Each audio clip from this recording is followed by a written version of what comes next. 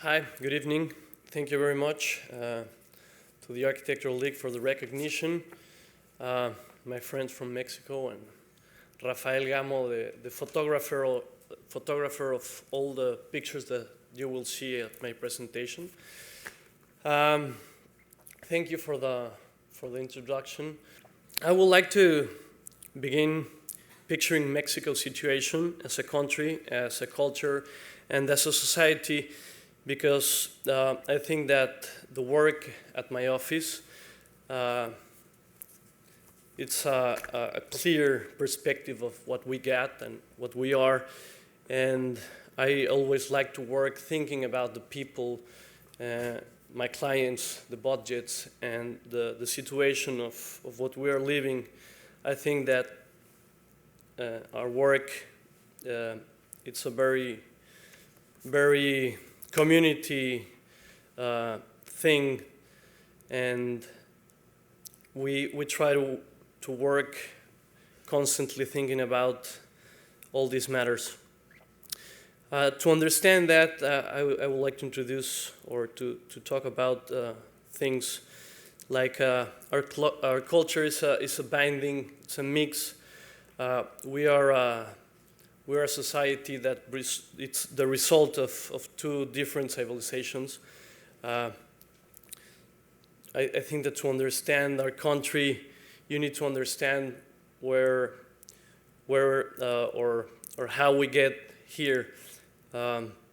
This Diego Rivera's pictures shows the difficult mix of cultures that we get. Sometimes we are a clash of two civilizations, and sometimes we are the mixture of two great heritages. Our society, it's also complex.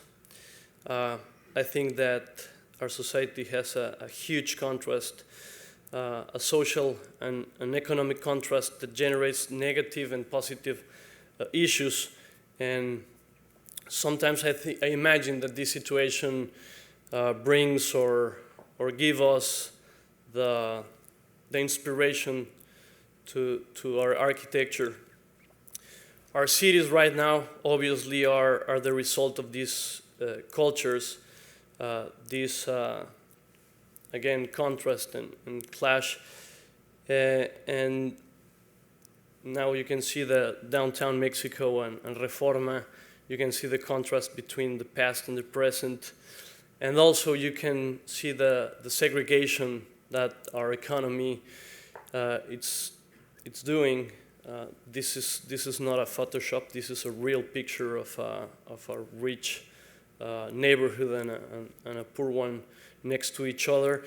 And these are the things that we live every day in Mexico. No? Again, this is the outside of Mexico City on the right, and El Bosque de Chapultepec, that it's like our Central Park. And you can see the contrast and the huge difference in all matters. But also, we get a very rich country, we got a great landscape, and this is the other part that we work with. So constantly we are surfing between the contrast of our economy, our society, and our people. Understanding a little bit of the situation as a society, I would like to explain how how's the philosophy of the office, and we create this simple image of how we visualize a project and all the matters that surround the project in sometimes in Mexico, probably in other countries, but all these regulations, structure systems, natural context, and all these things that are surrounding a project, and that sometimes are the main participants of a project. I will read something that has to be with this philosophy that we got at the office. The invisible hand, to paraphrase Adam Smith, exists as an external factor, as a condition that manifests itself in various ways. Trimming down, that's a very important thing in Mexico. Adjusting and eventually shaping works by introducing new variables to the aspirations or visions of the architect's initial idea. And probably my colleagues understand this better, but sometimes as an architect we are a very small part of a project. Sometimes the client, the society, the economic momentum, and all this stuff surrounding the projects are the things that takes shape to the project. So probably as a strategy, we try to understand all these external factors and to work thinking always about these things to create probably a strong architecture that can be that can defend himself at the construction site. Well, understanding our city and understanding our philosophy, I will show you 5 projects that I think that represent what we're looking and will represent what we want to do in our country. So this first project, the name is the Donceles, is the name of the street. This project is in downtown Mexico City. And this is a project that tells the story of how we imagine continuity and how we imagine or respect it's already there. When we get this commission, we decide to be very subtle and I think that as an architect it's not easy to leave your own ideas aside and your imagination, and we decide to swap them for a timeless and subtly initiative. So for this project we choose the anonymous way to work, and we decided just to restore the building dating from 1870. So we decided to work with the things that were there, the preexistence. I like that conception of working with the preexisting things. So the preexisting things of a structure or light, those were like the main concerns or the main concepts of the project, no? To understand an old building in a very difficult context in downtown Mexico City, we received the commission with a project that it was like this, and we started work with this, with the preexistence of the structure and light. Those were the elements to start our design. And these pictures, I think, that shows how we construct and design. It was a project that it was designed and built at the same time. It was more like an archaeology thing to do.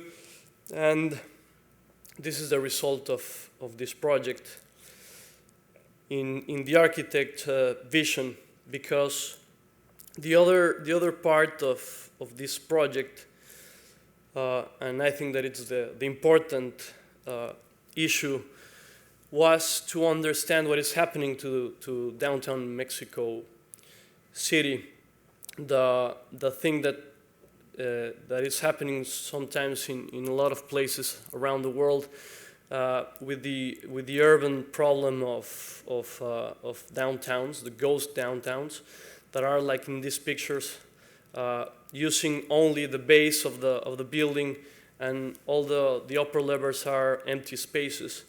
So the important, or the thing that I think that is important on this project was the idea of redensification and the revitalization the use of the project. So I think that the proposal for the architectural program is really where the significant intention is found. We are working all the time at the office in urban and political matters and issues. So the idea of creating this idea of the revitalization of downtown with a mix of housing, retail, and cultural things in a building, that was like the main concern. The next project, El Rosario, it's a TOD, a transit-oriented development.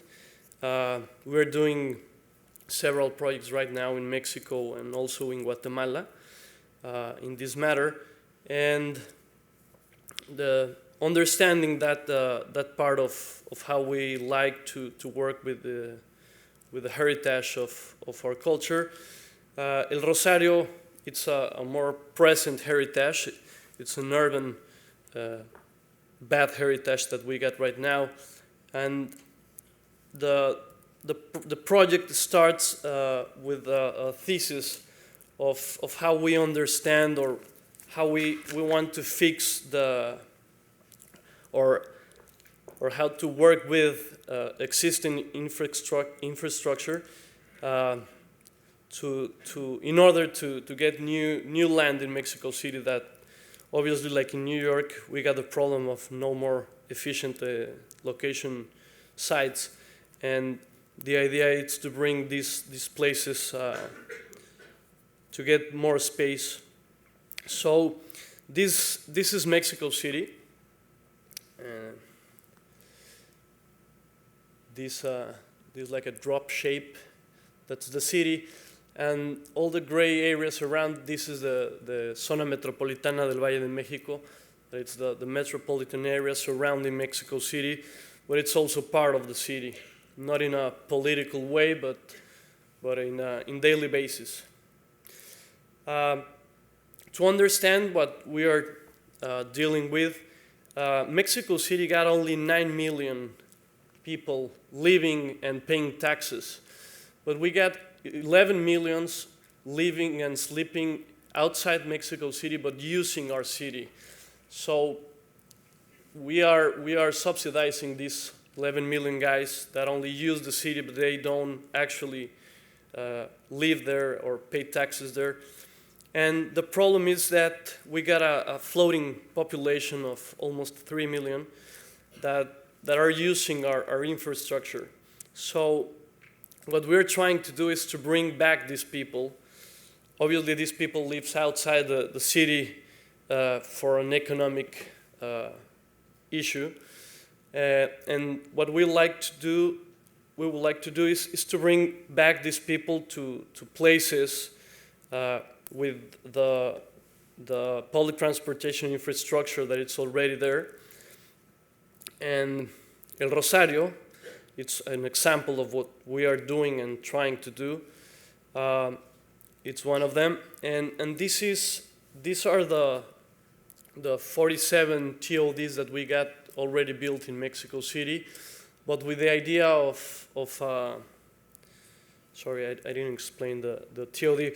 The TOD concept, probably for some of you is familiar, but if you don't know what it's a TOD, the idea of a TOD, a transit-oriented development, is it's a place where you can have in a 15 minutes radius everything you need for your daily basis needs: leisure, culture, public transportation, commodities, retail, and all what you will need in order to avoid private transportation trips. So understanding the TOD and the capacity to move through the existing lines of subway, in this picture you can imagine that the city could be connected by a walking distance or a 15 minutes radius by the subway lines that are already there. The problem with these places is that this is what you got outside the subway. We got a great transportation system, in a subway transportation system, but our problem is that we don't have the outside transportation. I mean, buses or the other transportation systems are not good. So when you get out of the subway, you will find this.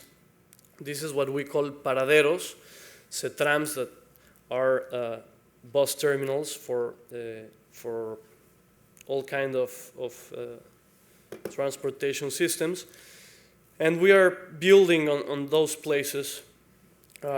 These are 5 projects that we are, this is Azteca that is already built.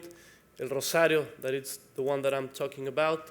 We are constructing this one that is Cuatro Caminos, and we are designing Chapultepec and Indios Verdes.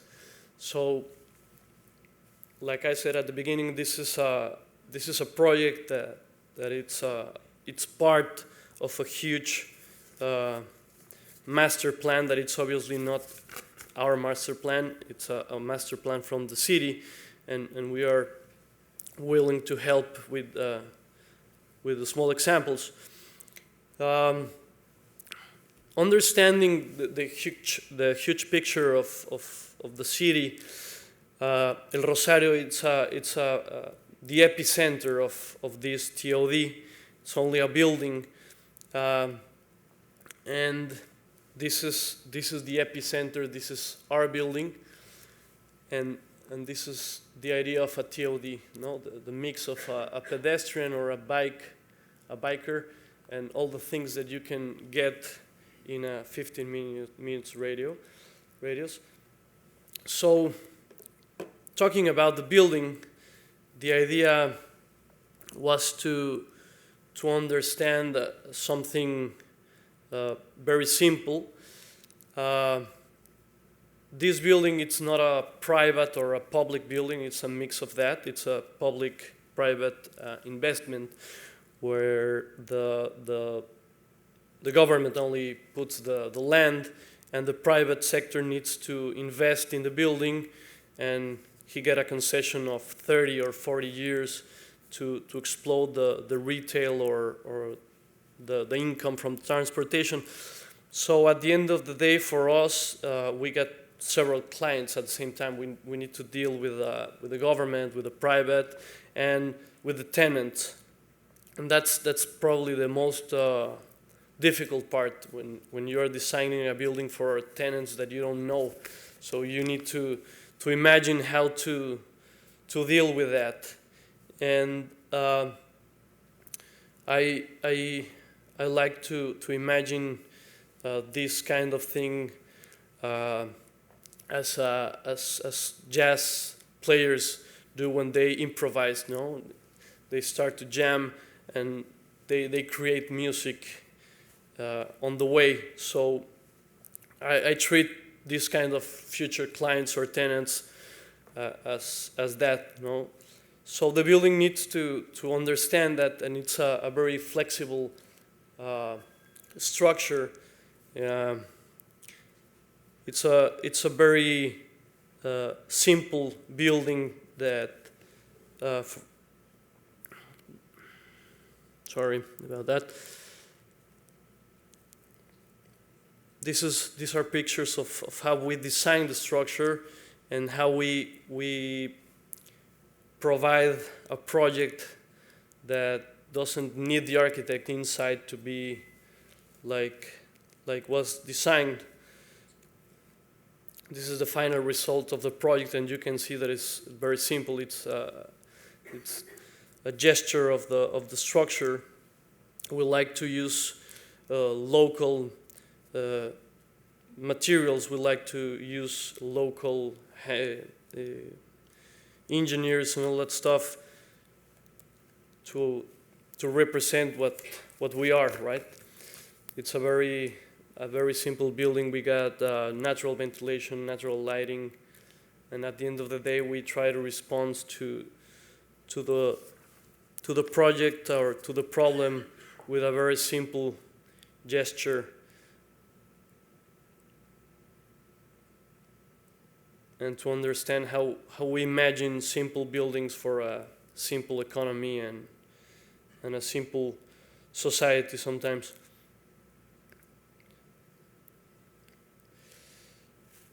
In contrast with these two projects, I will show you another kind of project. This is a private project for an equestrian center near to Mexico City. And obviously, this will be a radical change and contrast with the previous two. Now I can talk about this beautiful landscape that we got in Mexico City, the beautiful materials and other things that are more friendly as an architect. This project emerged as the result of an idea of a client who wanted to live in close contact with his horses.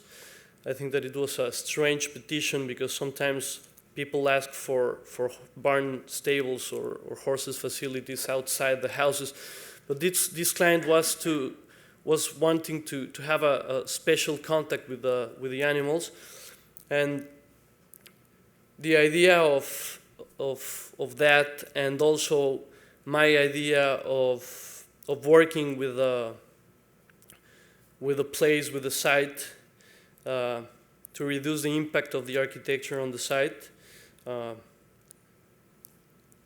We decide to work with the topography, with the land, and generating spaces in that concept. Sometimes I like the idea of have architecture emerge when you are dealing with the site, with the topography, and you create the architecture as the result of that. So those, I think, were the two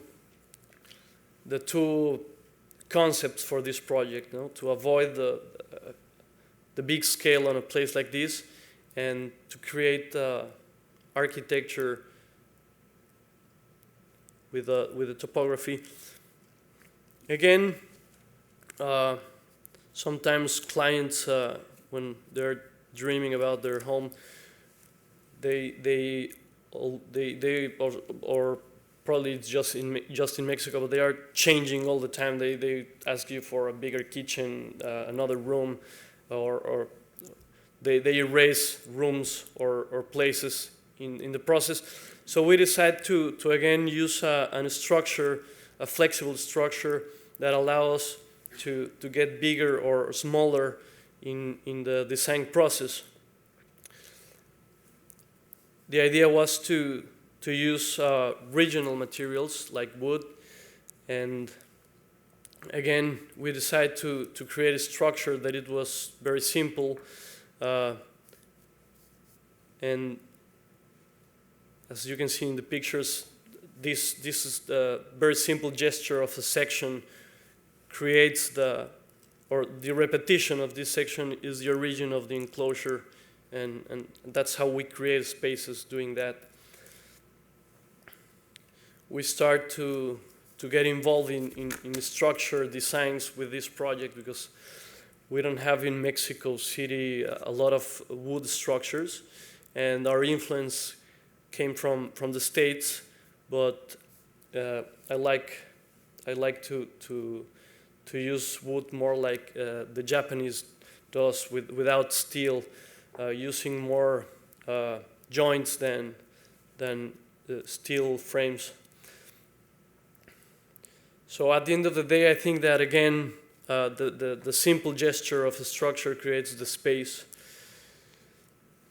And on the outside of this project, we use a lot of vegetation or terrain designs that it's also a thing that I like to imagine, of how create spaces just like using again the topography design or expression. This, this, these pictures will show the interaction with the vegetation that I think that always plays an important role in my projects. And in this case, I attempt to convert a large part of the architecture into landscape elements. So, like I was saying, the architecture plays with the topography and with this, I don't know how to say it, but this artificial landscape that we create trying to emulate the natural landscape. So with this stone and wood structures, we try to imagine spaces created by vegetation, like emulating what you experience when you are in the forest. These are pictures of the main building that it's a very simple structure. And I think that with these images you can see the idea of how we try to avoid the scale of the project. Well, to avoid a huge scale in the site. You can see the structure, the repetition that creates the spaces, and how we love to work with this negative and positive design taking shape from the site.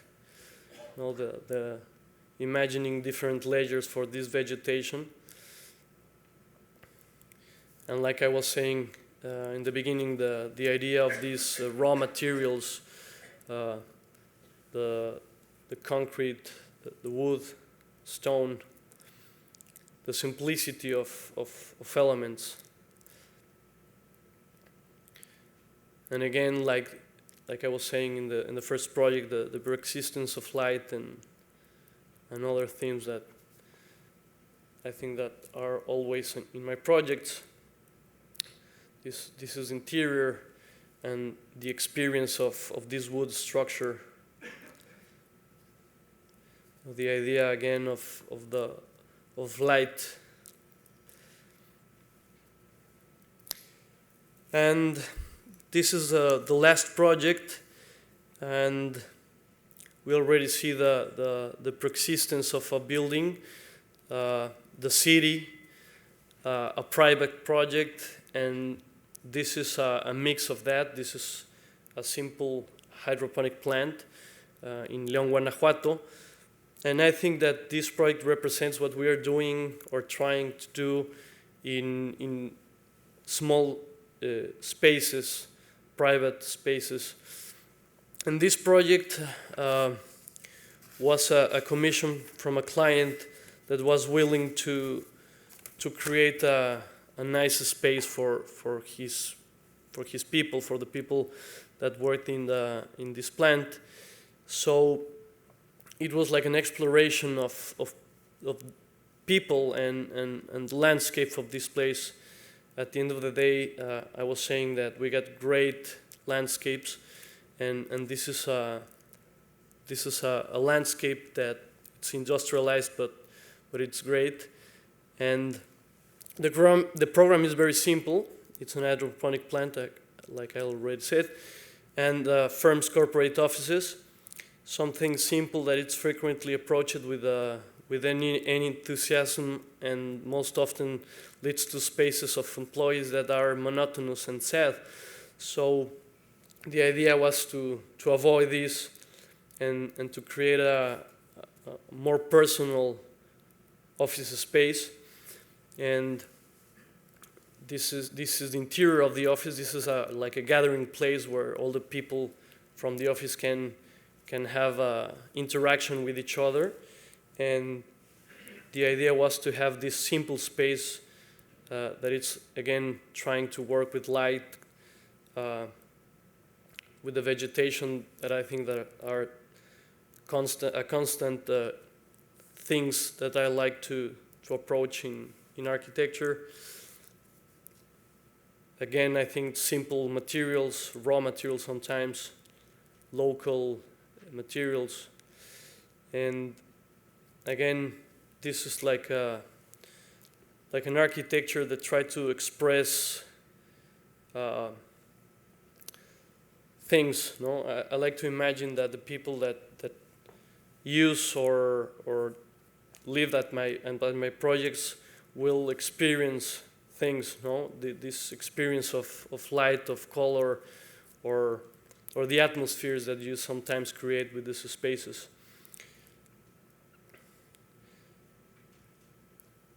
And I think that that's all. Thank you very much.